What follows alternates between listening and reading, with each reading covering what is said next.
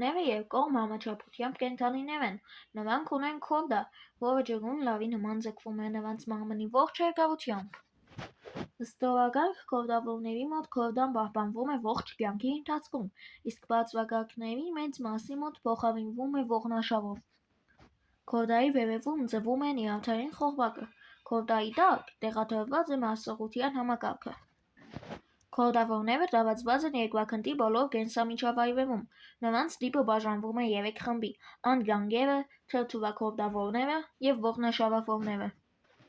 Անգանգերը մինչև 8 սմ փոքրիկ ծովային կենդանիներ են, նրանք ապրում են ծովերի ավազոտ ծանծաղուտներում, դասի ներկայացուցիչն է նշտարիկը։ Թրթուրաքորդավորները 0,3 մմ-ից մինչև 50 սմ երկարությամբ ծովային կենդանիներ են։ Նրանց մի մասը վարում է նստակյաց, իսկ մյուս մասը լողացող կենսաձև։ Ողնաշավավորները առավել բազմազան և իրարից տարբերվող են։